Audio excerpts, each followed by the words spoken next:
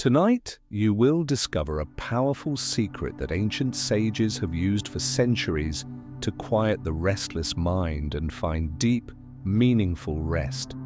I am going to share 10 remarkable tales of timeless wisdom that have helped countless souls finally silence their racing thoughts and drift into the most peaceful sleep of their lives. Each story contains a hidden key that unlocks your mind's natural ability to let go of stress and worry.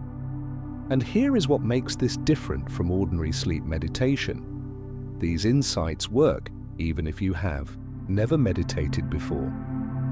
Even if your mind will not stop racing, even if you have tried everything else, a wise one once said, "Peace is not the absence of storm, but the calm in its midst." In the next few hours, you will discover exactly what this means and how to apply it to your own life. As we journey through tales of the patient gardener, the river's bend, and the silent bell, you will notice something amazing happening. Your tension will begin to dissolve, your thoughts will start to slow, and you will find yourself naturally sinking into a state of profound relaxation. So, make yourself comfortable, adjust your pillow, let your body become heavy against the bed. Take one deep breath with me now. And as you exhale, know that you have just taken the first step on a journey that has been waiting for you since the beginning of time.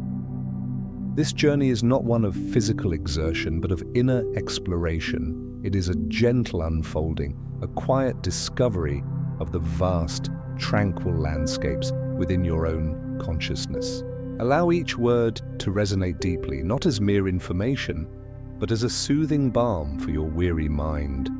Let the rhythm of my voice guide you deeper and deeper into a state of profound calm, a state where the worries of the day gently recede, replaced by a sense of quiet serenity. Feel the embrace of the present moment, a soft cocoon of peace that cradles you securely. Surrender to this stillness, letting go of any lingering tension, any unresolved thoughts, any sense of haste or urgency.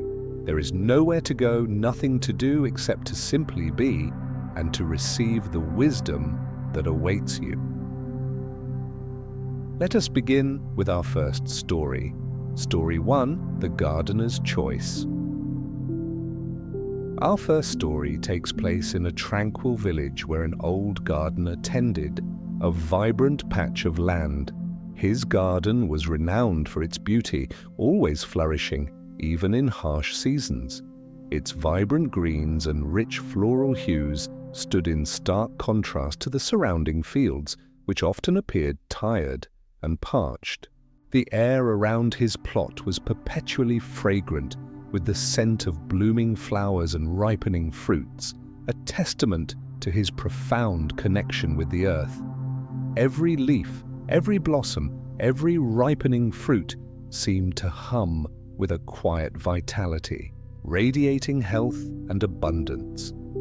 The villagers often marveled at his seemingly effortless success, attributing it to some mystical touch or a special secret technique passed down through generations. They watched him day after day, moving with a deliberate slowness, his gnarled hands seeming to possess an innate understanding of the soil's needs. One day, a young, aspiring gardener visited him, bewildered by his own struggling plants. The young gardener, whose own plot was riddled with weeds and sparse, sickly plants, carried a heavy heart and a sense of defeat. He had tried every method. He knew, read every book, yet his efforts seemed to yield only frustration. He had spent countless hours pulling weeds with aggressive fervor, only to see them return with renewed vigor, mocking his every attempt at control. He was often seen frowning, his brow furrowed with worry, as he surveyed his disheartening patch of earth, comparing it unfavorably to the old man's vibrant oasis. He felt a deep sense of inadequacy, believing that some vital secret, some fundamental truth of gardening was eluding him. He yearned for the serenity and bounty that defined the old gardener's life. He approached the old man with a desperate plea, his voice tinged with the weight of his struggles. "Master," he pleaded, his voice soft with a mixture of reverence and exasperation, "my soil is good, my seeds are fine, yet my garden wilters. It seems to resist my every effort. What is your secret? What ancient knowledge do you possess that allows your plants to thrive where mine fail so miserably?" The old gardener, whose hands were as gnarled as ancient roots that had witnessed countless seasons, paused his gentle weeding. He straightened his back slowly, a faint smile spreading. Across his weathered face, lines creasing around his kind, knowing eyes. He looked at the young man with an understanding gaze that seemed to penetrate beyond his words, directly to the root of his frustration. "There is no secret, young one," he replied, his voice a low, resonant murmur, like the gentle rustling of leaves in a soft breeze. "Only a choice." He gestured with an open palm towards his verdant, flourishing garden, encompassing its entire vibrant expanse. "Every morning, I stand before my garden, and I see not just the plants, but the thousands of weeds that could grow. They are always there, potential invaders, seeds waiting for a chance to sprout. But I do not dwell on them. I do not fear their existence. Instead, I choose to focus my energy, my attention, and my care entirely on nurturing the flowers and the vegetables. I water them, I prune them, I give them the perfect amount of light. These are my chosen plants, the ones I wish to see thrive." He paused, his gaze softening, as he looked back at the young gardener, whose expression was a mixture of confusion and dawning realization. "The weeds, young one, I acknowledge. I see them. But I do not feed them with my precious time, my worry, or my energy. They eventually wither, starved of my attention because my focus is elsewhere, on what I want to grow." The young gardener's eyes widened. He had spent his days battling weeds with an aggressive, almost desperate fervor, cursing their existence and giving them all his mental and physical energy. This relentless struggle had left him exhausted, his hands aching, and his spirit depleted, with little remaining to devote to his precious plants. He realized his profound mistake. He had been so consumed by fighting what he did not want that he had neglected to actively cultivate what he did want. The energy he expended on resistance could have been channeled into growth and nourishment. The revelation washed over him, a gentle wave of understanding replacing the storm of his past frustrations.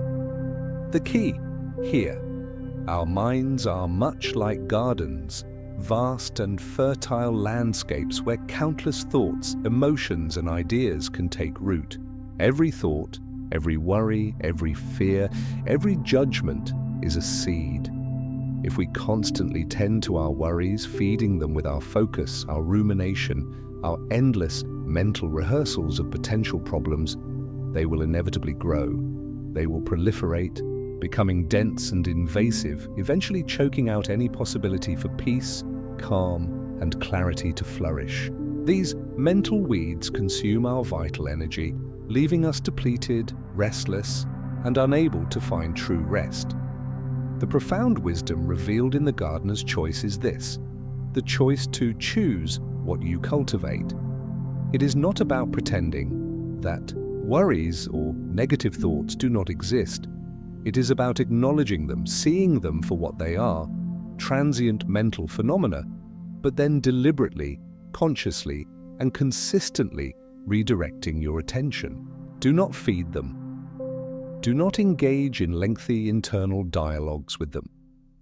Do not water them with your worry or fertilize them with your fear. Instead, pour your energy, your focus, and your gentle care into cultivating thoughts of calm, seeds of gratitude, and sensations of peace. This simple yet powerful redirection of energy allows the weeds of the mind to naturally wither and fade, deprived of the mental nourishment they need to thrive. Simultaneously, the flowers of tranquility, inner quiet, and profound well-being begin to bloom, filling your inner landscape with beauty and serenity. As you lie there now, settling deeper into the comfort of your bed, take a moment to gently observe your mind's garden. Notice the thoughts that are present. Are you, perhaps unconsciously, feeding worries, anxieties, or past frustrations? Or are you actively nurturing thoughts and sensations that bring you peace? Gently shift your attention to the seeds of calm, to the feeling of your breath, to the softness of your pillow, to the quiet hum of the night.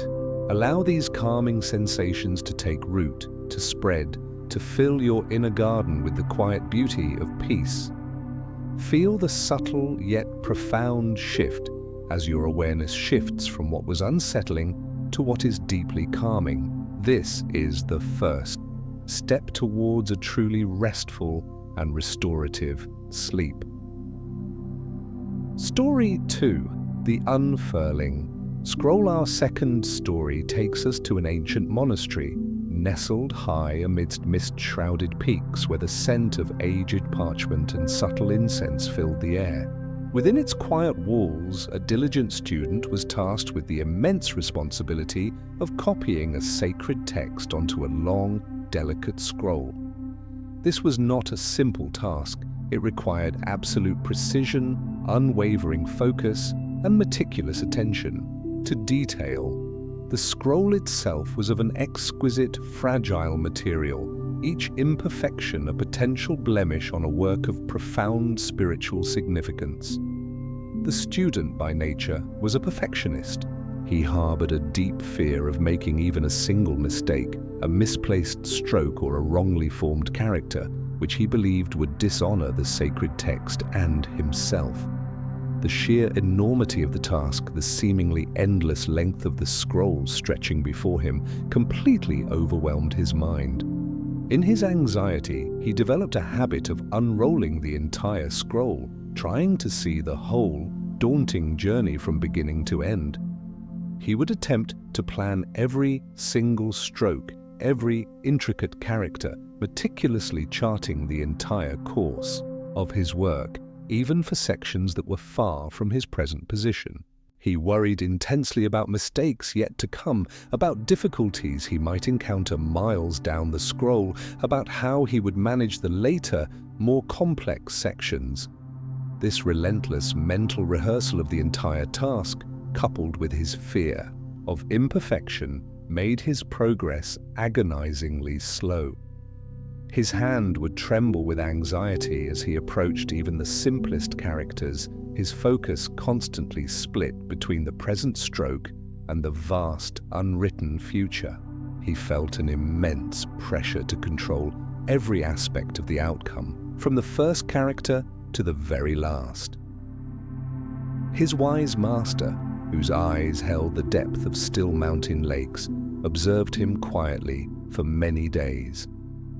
He noticed the student's strained posture, the furrow in his brow, and the visible frustration that clouded his usually serene demeanor.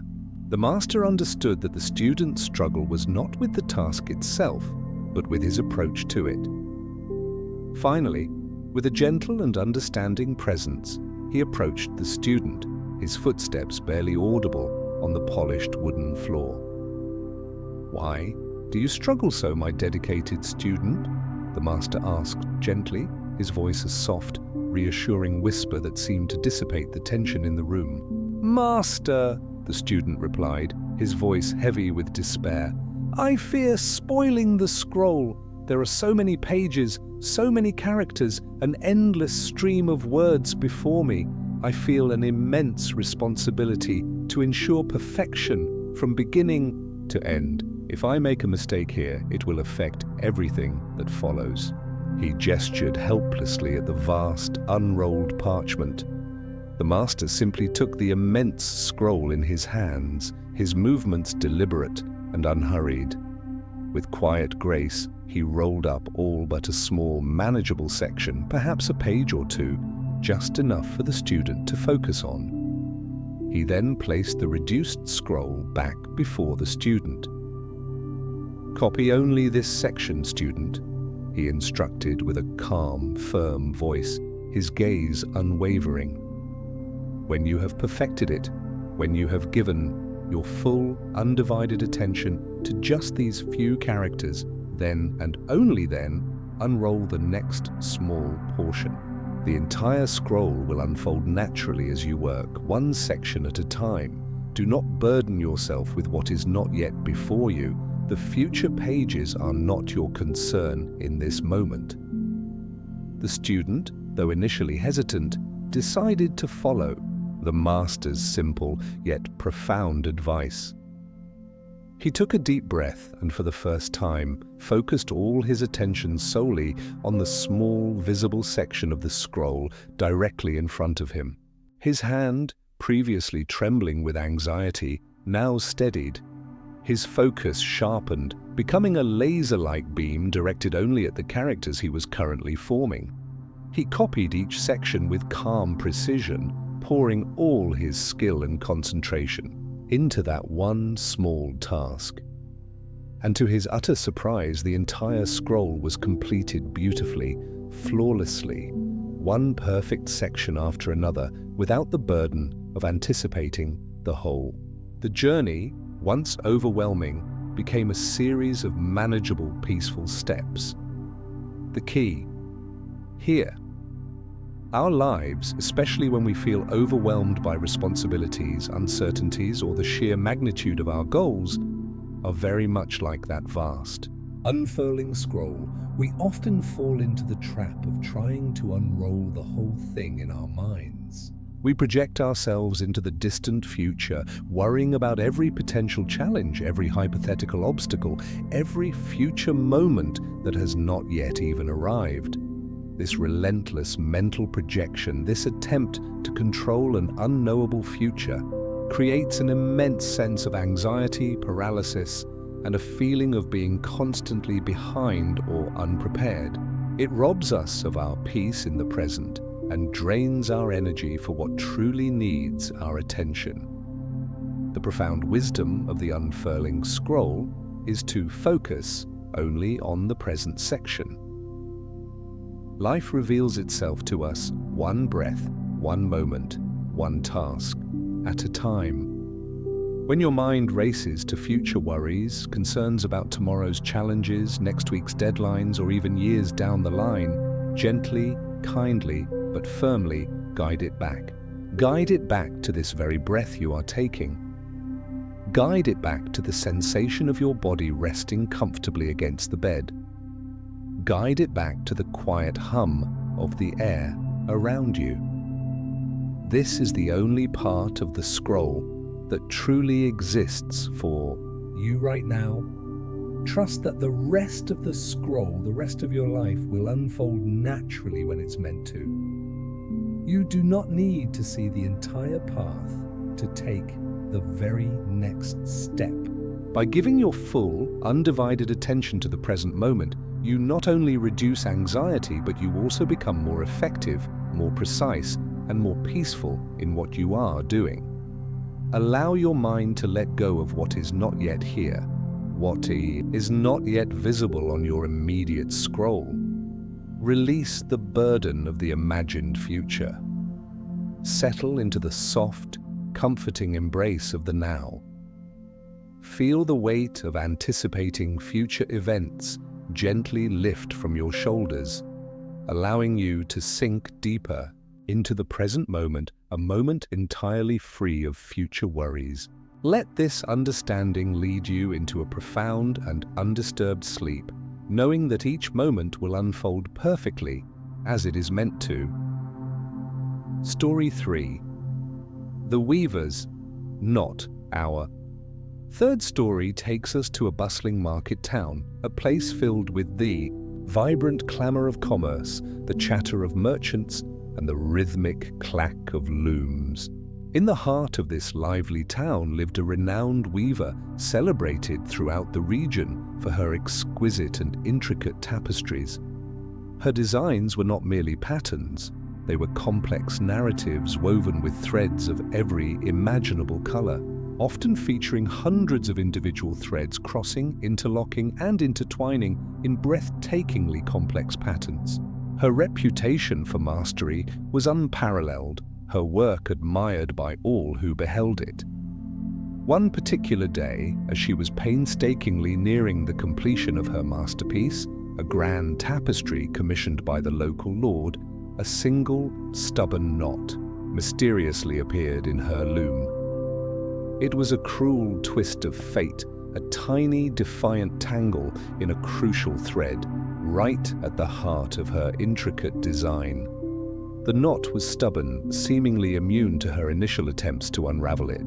The more she pulled at the offending threads, the more she tugged with increasing frustration and force, the tighter and more intractable the knot became. It resisted her every effort, tightening its grip with each forceful tug, threatening to distort the entire section of the tapestry and, ultimately, to unravel her entire creation. Despair began to set in. She felt a growing sense of helplessness, and frustrated, she almost gave up on the masterpiece she had invested so much of herself into. Her brow furrowed with distress, her shoulders slumped in defeat. Her young apprentice, a quiet and observant soul who spent countless hours watching his master, noticed her growing distress. He approached her cautiously, his movements gentle and respectful, sensing the delicate balance of frustration and exhaustion in the air. "Master," he said softly, his voice barely a whisper, "may I try?" The weaver, exhausted and on the verge of abandoning her work, nodded slowly, too weary to refuse. The apprentice did not emulate her previous attempts. He did not pull. Instead, he leaned in closely, his eyes focused intently on the knot. He began to gently push the surrounding threads, his fingers moving with a delicate, almost surgical precision. He observed the way they intertwined, the exact point where they seemed to bind. He worked slowly, patiently, without any force or aggression, pushing here, nudging there, exploring the subtle dynamics of the tangle. He breathed deeply, his movements unhurried, almost meditative. And then, after a period of quiet, focused manipulation with a single, incredibly gentle pull, the knot simply fell apart, the threads loosening and settling back into their proper place as if by magic. "How did you do that?" the weaver asked, astonished beyond words, her eyes wide with a mixture of disbelief and wonder. She had applied so much force yet failed, while her apprentice had succeeded with such apparent ease. "You pulled against it, master," the apprentice explained with quiet humility, "trying to conquer it by force. But the knot was not meant to be conquered by force. It was meant to be understood. When you push, you release the tension that binds it, allowing it to naturally unwind." He demonstrated again with an imaginary knot, showing how gentle pressure could loosen the binding points. The weaver's wisdom deepened, her understanding of resistance forever changed. The key here are worries, our anxieties, and the inner tensions that prevent us from finding peace and sleep are very often like that stubborn knot in the weaver's loom. The more we struggle against them, the more we fight the thoughts, the more we try to force ourselves to sleep or to stop worrying, the tighter those mental and emotional knots become. We attempt to conquer our racing minds with sheer willpower, to force ourselves into a state of calm, and in doing so, we unwittingly create more tension, more resistance, and deeper entanglement. This forceful approach is often counterproductive, leading to greater frustration and an even more elusive sense of peace. The profound wisdom revealed in the weaver's knot is this: The key is to release tension by gently pushing. When your mind is racing, when a persistent worry circles endlessly, do not fight it. Do not pull against the thoughts, demanding that they disappear. Do not engage in a battle of wills with your own inner experience. Instead, try a different approach. Gently acknowledge the presence of the thoughts or the tension without judgment. Simply notice them, perhaps even with a detached curiosity, as if observing clouds passing in the sky. Then consciously, with a gentle, non-forceful intention, push your awareness into your breath. Feel the subtle rise and fall of your chest or abdomen. Push your awareness into the sensation of your body against the bed, noticing the weight, the warmth, the feeling of gravity. Push your awareness into the quiet sounds around you, or the absence of sound, this gentle redirection, this subtle release of resistance, this willingness to shift your focus without struggle allows the knots of the mind to naturally unravel. It is an act of surrendering to what is, rather than fighting what is. Feel that tension now wherever it resides in your body or mind. And gently, with a soft exhale, release it, pushing into the calm, allowing the knot to loosen and dissolve into the quiet of the night. This understanding will pave the way for a deeper, more peaceful sleep. Story 4.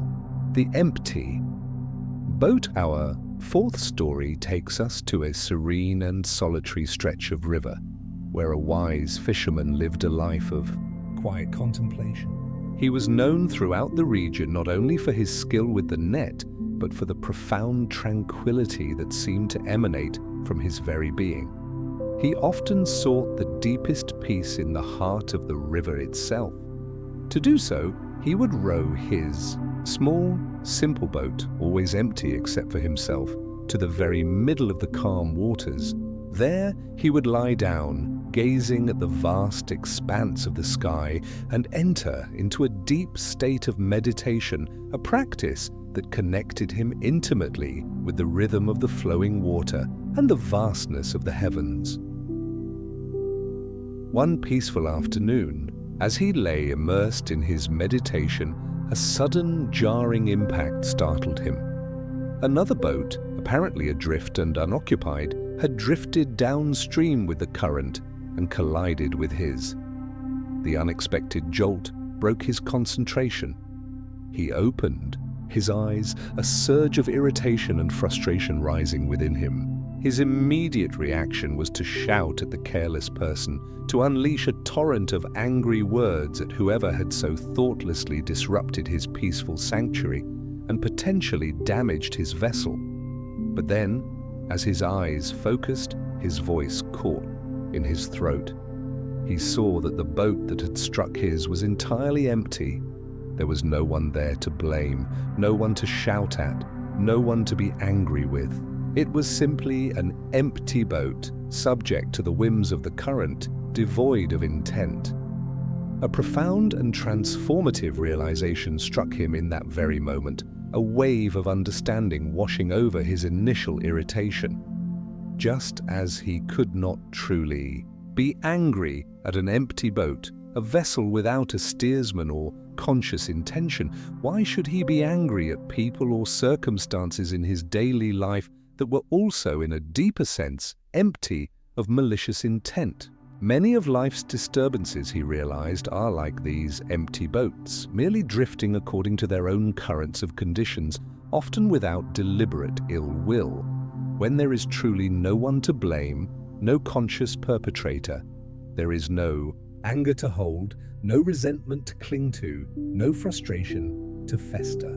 The anger simply dissolves, having no target. The key. Here, a significant portion of our daily frustrations, anxieties, and stresses arise from what we perceive as unwanted collisions with empty boats. These are the unexpected events, the careless, Words, the inadvertent slights, the difficult circumstances, or the seemingly illogical actions of others that disturb our peace. We often immediately react by filling these empty boats with our own interpretations, our own judgments, our own blame, and our own anger. We project intent where there may be none, and we react as if we are being personally attacked or deliberately inconvenienced. This internal process of assigning blame and projecting negative intentions creates a vast amount of our own suffering, trapping us in cycles of resentment and agitation. The profound wisdom of the empty boat is to see the empty boat. It is an invitation to recognize that many things that disturb your inner peace are not, in fact, deliberate attacks or personal affronts. They are simply events unfolding according to their own conditions, much like an empty boat drifting downstream. When you cultivate the awareness to see these situations as empty, that is, devoid of personal malice or intentional harm, your immediate knee-jerk reaction of anger, frustration, or personal offense dissolves. When there is no specific person in the boat to blame, your reactive mind has no target for its negative emotions. This recognition leaves you free to respond with calm, with equanimity, and with greater wisdom, rather than reacting impulsively with distress or anger. As you rest now, settling deeper into the quietude of the night, gently bring to mind any lingering irritations from your day. Perhaps a sharp word from a colleague, an unexpected delay, a forgotten task. Instead of reliving the frustration, try to see it as an empty boat. Notice the lack of personal intent, the impersonal nature of the event itself. Allow yourself to observe these passing irritations as if they are simply drifting by, without holding on to them, without filling them with your own emotional charge. Let them drift by, leaving your inner waters clear and undisturbed, paving the way for a serene and deeply restorative sleep. Story 5. The Architect of Peace. Our fifth story unfolds in a bustling, vibrant city, a place of constant motion, endless sounds, and towering structures. In this energetic metropolis, a great architect renowned for his magnificent and awe-inspiring buildings was commissioned to undertake a sacred task: to design and construct a grand temple, a sanctuary entirely dedicated to the profound essence of peace. He poured his immense skill and boundless creativity into the project. He meticulously designed magnificent halls with soaring ceilings, tranquil courtyards adorned with serene fountains, and elegant spires that seemed to reach towards the heavens, embodying a perfect blend of grandeur and harmony. Every stone, every beam, every intricate detail was chosen and placed with the utmost care, reflecting his vision of architectural perfection. Yet when the temple was finally completed, a wise sage, whose presence exuded a deep, unshakable calm, visited the newly constructed edifice. He walked slowly through the grand halls, observed the tranquil courtyards, and admired the soaring spires, his gaze thoughtful and discerning.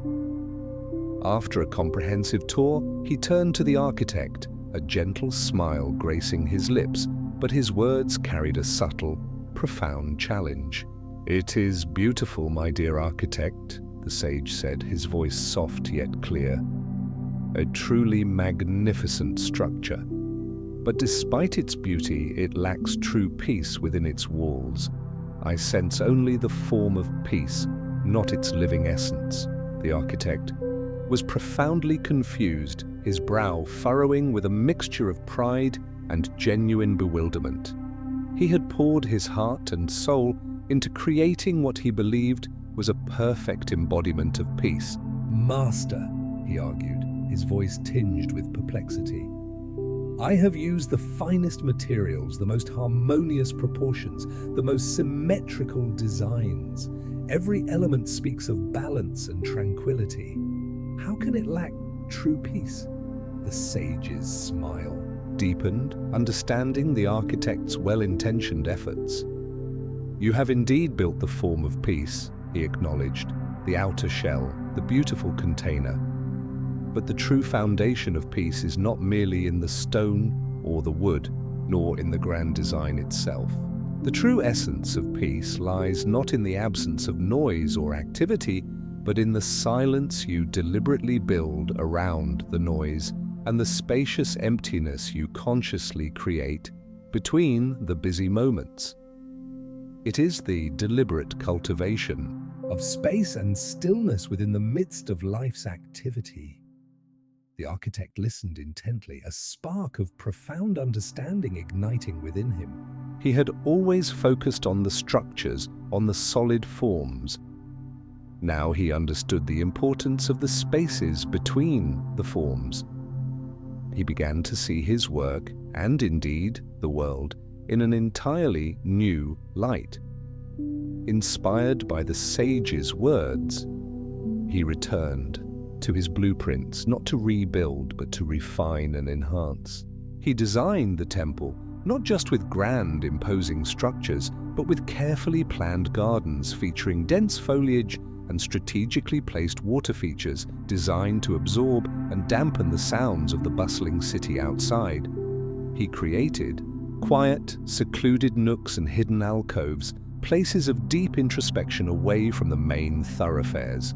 He also incorporated large, open and empty spaces within the temple, deliberately left vacant, encouraging contemplation and a sense of boundless awareness. Now peace truly resided within its walls, not simply from the initial beauty or the absence of sound, but from the deliberate, thoughtful cultivation of silence and space within the very heart of the design.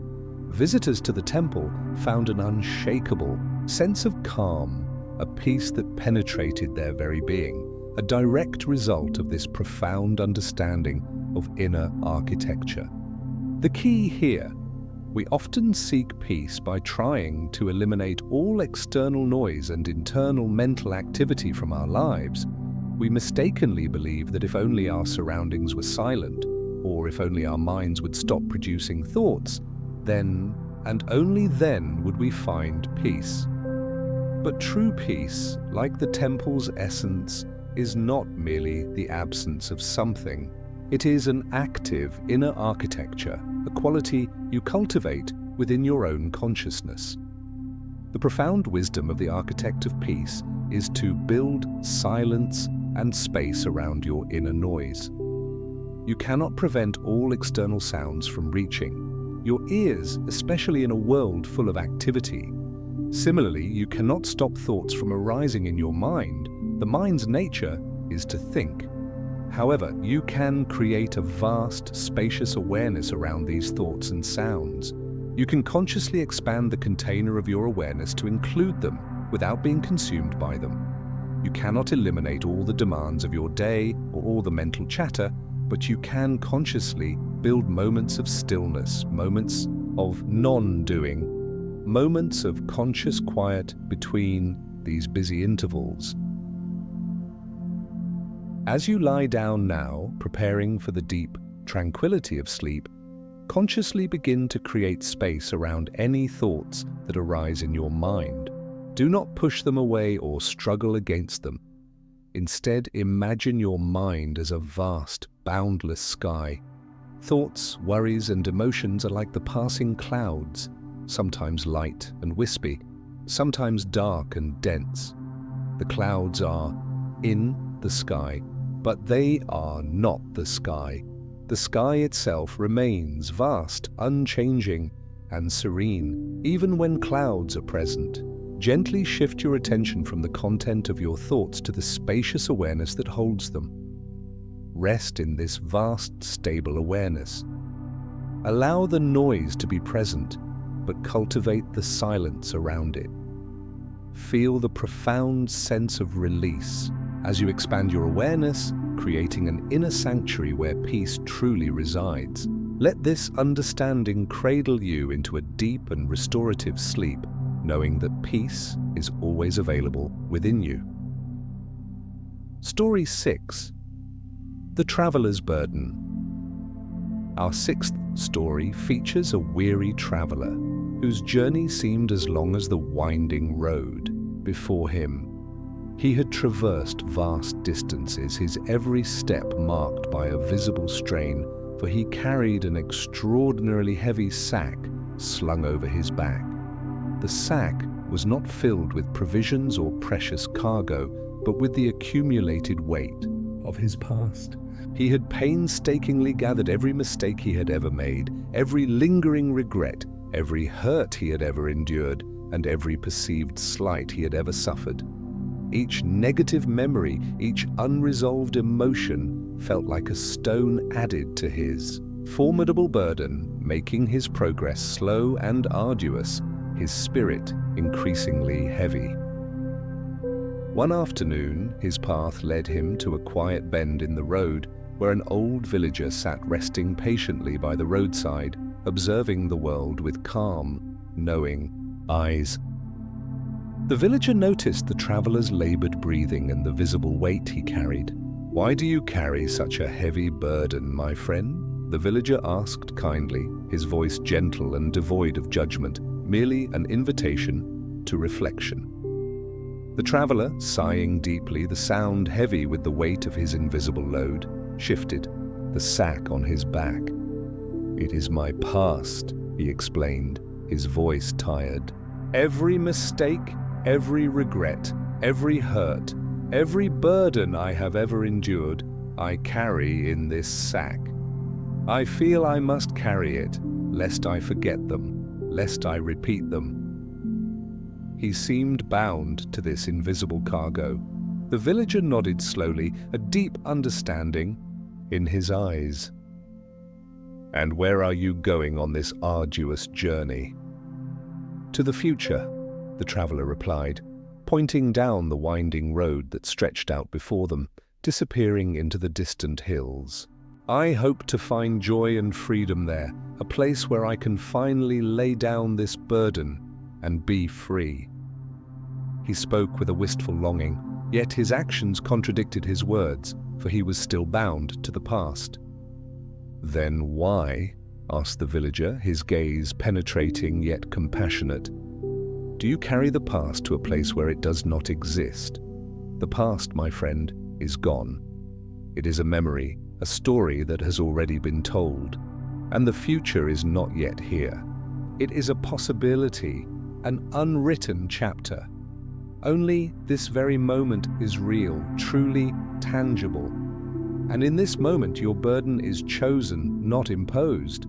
You are holding on to it, not because it is physically tied to you, but because you believe you must."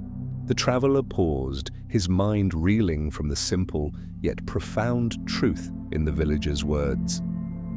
He had never considered it that way. The past was indeed gone, and the future was not yet present. The weight he carried was not a physical necessity, but a mental habit. Slowly, carefully, with a profound sense of dawning liberation, he unshouldered the heavy sack.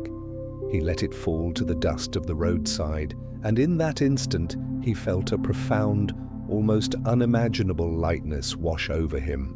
His body felt freer, his breathing deepened, and his spirit soared with a joy he hadn't known in years. He continued his journey down the winding road, no longer burdened, carrying only his present awareness, light and free, ready for whatever the path ahead held.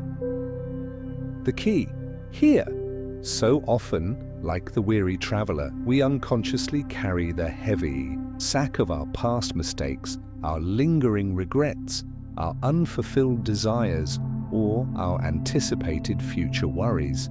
We cling to these mental burdens, believing that by holding on to them, we are somehow learning from them or protecting ourselves from future pain. But in truth, this constant mental replaying of the past and projecting into the future prevents us from truly experiencing the lightness, the peace, and the deep rest that is available in the present moment. This burden exhausts us, making it difficult to find true relaxation and a restorative sleep. The profound wisdom of the traveler's burden is to unshoulder your past burdens. Truly recognize that the past is indeed gone. It is a series of events that have concluded. Its only existence now is in your memory, and the future is not yet here. It is a realm of infinite possibilities, none of which are certain. All that truly exists, all that is truly tangible, is this very moment, this breath, this sensation, this present experience. When you consciously choose to let go of what no longer serves you, the regrets, the what-ifs, the fears of what might be, you create immense space for lightness, for clarity, and for deep relaxation to fill your being as you prepare for sleep. Now, lying comfortably in your bed, gently visualize any lingering burdens from your day or your past. Perhaps it is a conversation you wish you handled differently, a worry about a task for tomorrow, or a lingering sense of resentment. See these burdens as if they are tangible objects you have been carrying in a heavy sack. With each slow, deliberate exhale, gently unshoulder them. Feel the weight lift from your shoulders, from your mind, from your heart. Allow these mental burdens to fall away, knowing that in this moment you are truly free from their grip. You are unburdened, light, and open to the peaceful embrace of sleep. Let this profound release guide you into a state of deep, undisturbed rest. Story 7. The river's bend. Our seventh story leads us to a wide green valley through which a magnificent river meandered lazily. Its waters flowed with a graceful, unhurried pace, carving a path that was not straight but full of gentle curves, wide loops, and unexpected bends. It moved around ancient trees, flowed through narrow gorges, and spread out into tranquil pools, always finding its way. A determined young man, full of youthful vigor and a belief in efficiency, once decided he would improve upon nature's design. He believed the river's winding course was inefficient, wasteful of time and space, and simply a manifestation of its own laziness. He saw the curves as obstacles, the bends as unnecessary detours. He was convinced that if he could just make a straight, direct path for the river, it would flow faster, more efficiently, and serve the valley better. With immense enthusiasm and even greater effort, he began digging. He labored tirelessly for days, his muscles aching, his spirit fueled by his vision of a perfectly straight channel. He dug deep ditches, cleared away obstacles, and reinforced banks, all with the singular goal of forcing the river into a direct, linear course. He believed that with enough force and willpower, he could reshape nature to his will. Yet despite his Herculean efforts, the river simply bypassed his new trench.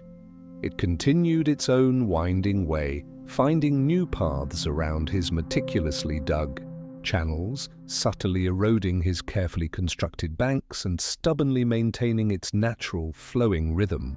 Exhausted, frustrated, and utterly defeated, the young man finally gave up, watching his efforts literally wash away. An old woman, whose face was as calm and serene as the river itself, lived peacefully by its banks. She had observed the young man's tireless efforts, her eyes holding a gentle wisdom that understood the deeper currents of existence. Seeing his defeat, she approached him with a soft, knowing smile. "Son," she said kindly, her voice like the gentle murmur of the flowing water, but the river knows its own path. It flows where the earth allows, not where it is forced. It moves around obstacles, finding the easiest way, adapting its course with grace and persistence. It does not fight the land. It does not expend its energy in futile struggle. It works with the land, embracing its natural contours. And in doing so, gently and inevitably, it eventually reaches the vast, boundless sea. Her words carried the weight of countless seasons of endless observations of nature's effortless power. The key? Here. Our lives, like the river, have their own natural flow.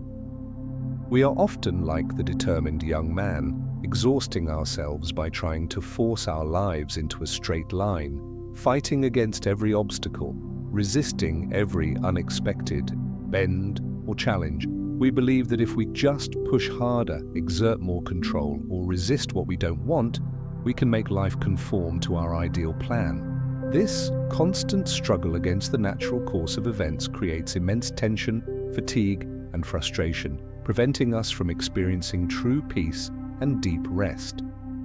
The profound wisdom of the river's bend is to flow like the river. It is an invitation to learn to navigate around challenges rather than trying to overpower them or eliminate them by force. When you encounter resistance in your day, when you feel stuck, or when life takes an unexpected turn, instead of pushing harder or resisting what is, pause. Take a breath. Ask yourself, how can I flow with this? What is the natural, easiest way around this obstacle? How can I adapt rather than fight? This acceptance of life's natural bends and curves, this willingness to move with the current rather than against it, brings profound ease, grace, and allows you to reach your destinations, whether they are goals or simply a state of peaceful rest, without unnecessary struggle or internal conflict. As you lie there now, feeling the gentle rhythm of your own breath, imagine yourself as that river. Feel any areas of tension or resistance in your body or mind. Instead of tensing against them, imagine the gentle current of the river flowing around them, finding the path of least resistance. Allow your body and mind to simply flow with the current of rest, not fighting, not forcing, just being. Surrender to the natural unfolding of the moment, trusting that the path to deep sleep, like the river to the sea, will unfold effortlessly when you allow yourself to flow. Let this understanding carry you into a profound and undisturbed sleep, knowing that true ease comes from moving with life, not against it. Story 8. The Silent Bell Hour. 8th story takes us to a quiet village, nestled amidst rolling hills, where a venerable temple stood. The temple housed a massive, ancient bell, famed throughout the land not only for its impressive size, but for its incredibly deep, resonant tone. When struck correctly, its sound would carry for miles, a pure, clear vibration that seemed to penetrate the very soul, inviting contemplation and peace. People would travel for miles, often making arduous pilgrimages, solely for the privilege of hearing its magnificent reverberation. One morning, a young novice, eager and full of youthful zeal, was given the honored task of ringing this sacred bell each day at dawn. He approached his duty with great earnestness, determined to produce the most perfect sound.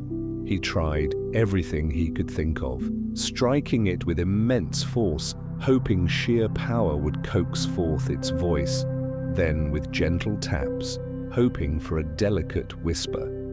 He experimented with different mallets made of various woods and metals, trying to discover the bell's secret. But no matter what he did, no matter how hard or how gently he struck, no matter which mallet he used, the mighty bell remained stubbornly, frustratingly silent.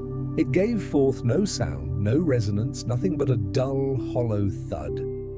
Frustrated, utterly bewildered by his failure, and fearing he had somehow broken the sacred instrument, he sought out the venerable head monk. He found the monk in a quiet meditation hall, his presence radiating an unshakable serenity. "Master!" the novice pleaded, his voice thick with despair. "The bell will not make a sound! Is it broken? Have I failed in my sacred duty?" The master, his eyes twinkling with ancient wisdom, offered a gentle, knowing smile.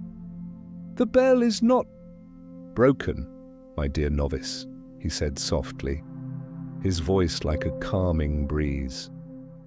"Nor have you failed. You are simply trying too hard to make it speak. You are focusing only on the act of striking. True sound does not come from the striking alone, but from the profound stillness before the strike and the lingering, expansive silence after the reverberation. The bell speaks in the silence, not in the noise. Its voice arises from the void you create around it." The master gestured to the empty space in the air between them, illustrating the intangible yet essential nature of silence. The novice returned to the bell tower, his mind replaying the master's words. He had always focused on the action, the noise. Now he understood. Instead of focusing on striking the bell, he shifted his entire attention. He focused on the vast, encompassing silence surrounding the bell. He breathed deeply, allowing himself to become deeply centered, to feel the profound quietude of the space before any action. He allowed himself to simply be in that complete and utter stillness. And then, almost unconsciously, with a sense of perfect timing that arose from this profound inner quiet, the mallet moved, striking the bell. And this time, the bell rang with a pure, deep, vibrant tone, a resonant sound that carried throughout the entire valley, vibrating through the air with an almost spiritual clarity. It was the most beautiful sound he had ever heard, a direct manifestation of cultivated stillness. The key here in our own lives, particularly when we seek inner peace and the elusive calm needed for restorative sleep, we often make the same mistake as the novice.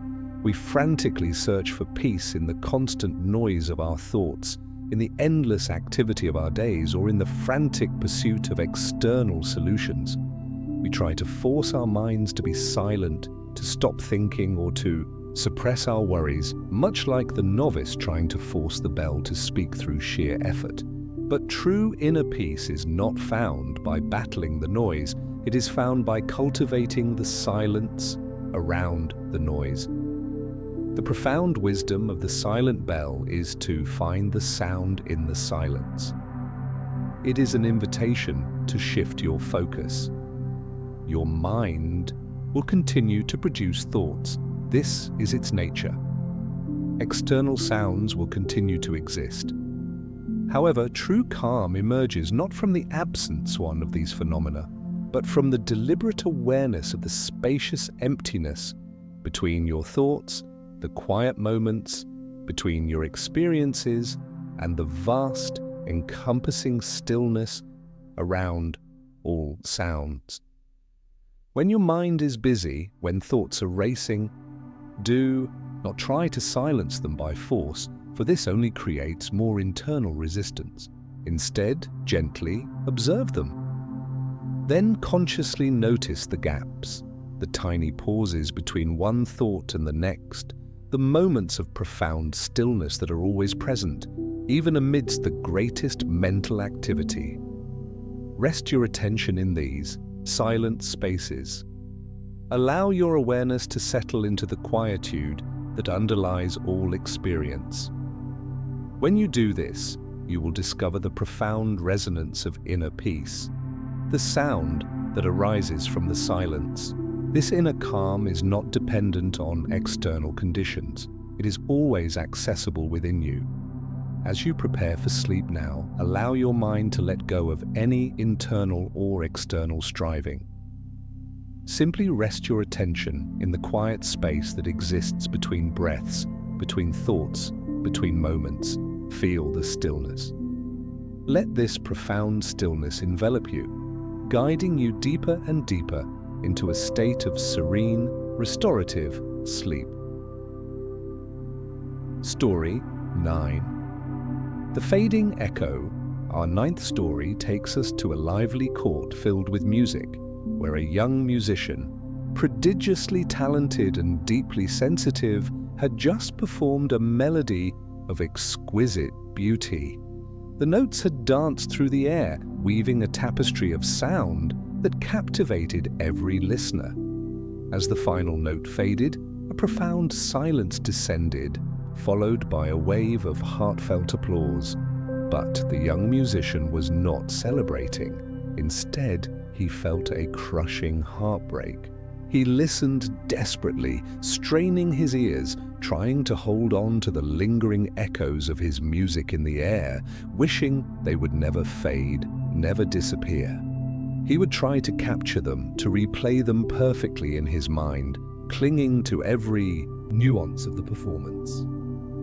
But inevitably, no matter how hard he tried to hold on to them, the echoes would become distorted, then grow fainter, and eventually vanish completely, leaving him with a profound sense of loss, a gnawing emptiness where the beauty had been. He felt a deep sadness, believing that true beauty, once experienced, should never have to end. His wise teacher, who had observed the young musician's talent and his subsequent distress for many years, approached him with a gentle, compassionate understanding. "My child," the teacher said softly, his voice imbued with the quiet wisdom of countless performances and their inevitable conclusions, "a melody is made not only of sounds, but equally of silences. The beauty, the very essence of the music, is in its fleeting nature. It is in the dance between appearance and disappearance. Think for a moment. If an echo never faded, if a note lingered indefinitely, there would be no space for a new note, no room for a new harmony, no possibility for the melody to continue and evolve. The music would become stagnant, a single, unending drone, losing its vibrancy and meaning. To truly appreciate music, to truly experience its living essence, you must allow each note to pass, to fully play itself out. You must allow each echo to dissolve completely, creating the necessary space for the next note, the next phrase, the next harmony to arise." The young musician listened, his heart aching, but a glimmer of understanding began to dawn within him. He returned to his instrument, and this time he began to listen differently. He still enjoyed the echoes, cherishing the beauty of the sound, but he no longer desperately clung to them. He allowed them to fade naturally, accepting their impermanence as an integral part of the musical experience. And in doing so, he discovered a deeper, richer appreciation for the flow and impermanence of music, for the constant interplay of sound and silence, of arising and passing. He also began to see that this truth extended beyond music, into the flow of life itself, finding peace not in holding on, but in letting go. The key here. In our own lives, we often cling to pleasant moments, to cherished memories, to feelings of happiness or success, wishing they would last forever. We replay them endlessly in our minds, trying to recapture their essence, trying to prolong their existence. This clinging, this desperate attempt to hold on to what is inherently transient creates immense suffering. When these experiences inevitably fade, it creates a fear of loss and a resistance to the natural flow of life. Similarly, when we anticipate a future pleasure, we might cling to the idea of it rather than fully experiencing the present. The profound wisdom of the fading echo is to let the echoes fade. It is an invitation to recognize deeply that all experiences, pleasant or unpleasant, thoughts, feelings, sensations, external events, are inherently impermanent. They are constantly arising and passing, like notes in a melody or ripples on a pond. When you allow pleasant feelings, thoughts, or sensations to pass without clinging to them, when you release your grip on the desire for them to last forever, you create the necessary space for new experiences to arise.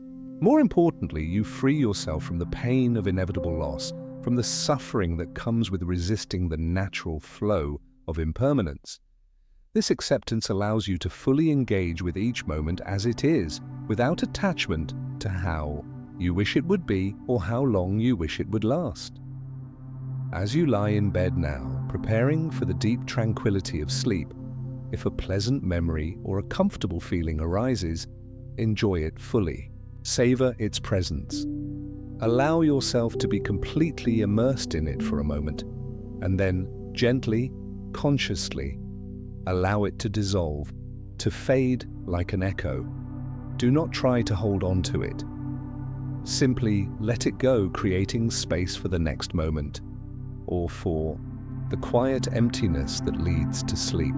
Know that true peace lies in this natural flow, this willingness to allow all things to arise and pass, trusting that the universe continues to unfold perfectly. Let this understanding guide you into a profound, unburdened, and deeply restorative sleep. Story 10. The Sky and the Clouds. Our 10th and final story brings us to the tranquil slopes of a majestic mountain, where an old sage lived a life of quiet contemplation. His humble abode offered an unobstructed view of the vast, ever-changing sky, which served as his constant companion and profound teacher. Day after day, he would sit silently, observing the celestial expanse, witnessing its endless transformations. One particular day, a visitor, a young man burdened by life's uncertainties and his own fluctuating moods, arrived at the sage's dwelling. He gazed up at the sky, which at that moment was a dramatic tapestry of dark, heavy clouds rolling in, threatening a storm. He turned to the sage with a sigh of frustration. "Master," he complained, his voice reflecting his inner turmoil, "the sky is so changeable. One moment it is clear, bright, and boundless, offering a sense of hope and clarity. The very next moment it is filled with these dark, heavy clouds obscuring the sun, bringing gloom and a sense of oppression. How can one ever find stability, ever find lasting peace, when everything is so constantly in flux, so utterly unreliable?" He felt a deep longing for something steady and unchanging amidst life's inevitable uncertainties. The sage, whose eyes held the same expansive clarity as the blue sky he so often observed, simply pointed upward with a gnarled finger, indicating the vast heavens above them. "Look closely, my friend," he said softly, his voice as calm as a clear morning. "The clouds are indeed always changing. They gather, they scatter, they darken, they lighten, they take on countless forms. They are transient phenomena, constantly in motion, moving across the vast expanse. They appear, they linger, and they pass away, but the sky itself, vast and unchanging, remains. The clouds are in the sky, they move through the sky, they even momentarily obscure the sky, but they are not the sky. The sky is always there, boundless and serene, whether it is visible to our eyes or temporarily hidden by the passing clouds." The sage's words painted a vivid image of a fundamental truth that lay hidden in plain sight. The visitor looked again, his gaze no longer fixed on the changing clouds, but on the deeper, boundless blue that he now perceived behind them, and the vast, unwavering presence that held all the clouds. A profound understanding dawned within him. He had always mistaken the transient, ever-changing clouds for the eternal, stable sky. He had identified himself with his fluctuating thoughts and emotions rather than with the unchanging awareness that observed them. The realization brought a liberating sense of spaciousness and stability to his own mind. The key here, our thoughts, our emotions, our sensations, and our moods are precisely like the clouds in the vast sky of our consciousness.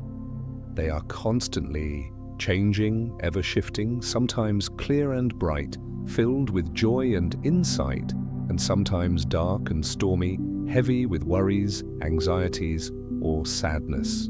We often identify so strongly with these passing mental phenomena that we mistakenly believe we are our thoughts, we are our emotions. This deep identification with the transient clouds prevents us from recognizing the vast, unchanging awareness, the boundless sky that witnesses them all.